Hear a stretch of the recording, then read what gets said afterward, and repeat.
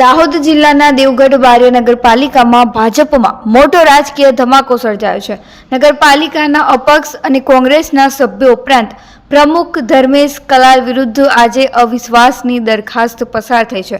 ભાજપના પણ કેટલાક સભ્યો તેમના વિરુદ્ધ ઊભા રહ્યા છે। અપક્ષના 8 સભ્યોએ અવિશ્વાસની દરખાસ્ત આપી હતી, જેના આધારે આજે ખાસ સામાન્ય સભાનું આયોજન કરવામાં આવ્યું હતું। આ સભામાં કુલ 16 સભ્યોએ અવિશ્વાસ પ્રસ્તાવને સમર્થન આપ્યું, જેમાં અપક્ષના 7, કોંગ્રેસના 2 અને ભાજપના 6 સભ્યોનો સમાવેશ થાય છે।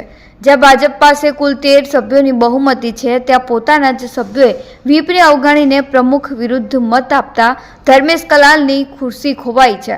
આ ઘટનાએ સ્થાનિક રાજકારણમાં મોટો વળાંક લાવ્યો છે। દેવગઢ બારિયામાં પાર્ટીના પ્રમુખ વિરુદ્ધ અવિશ્વાસ પસાર થતા ભાજપ માટે મુશ્કેલીભર્યા સંકેતો ઊભા થયા છે।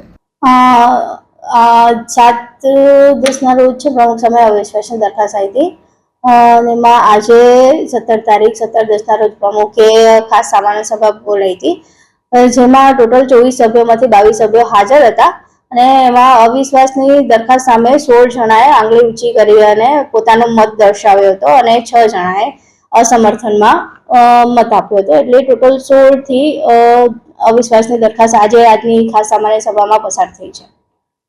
કયો મુદ્દો હતો જેથી કરીને અવિશ્વાસની દરખાસ્ત લાવવામાં આવી? મુદ્દામાં જનરલી એક ટાવર ઘડિયાળ જે આપણે છે ઐતિહાસિક ટાવર, એનો મુદ્દો હતો, પાણીના છે અને ગટર અને સંકલન બાબતે હતો। કેટલા ઉમેદવાર હતા ભાજપ અને કોંગ્રેસના? કોંગ્રેસ અપક્ષના 8 હતા અને કોંગ્રેસના 2 અને બાકી ભાજપના હતા। દરખાસ્ત આજે મંજૂર કરી દેવામાં આવી છે? જી। નામ આપનું?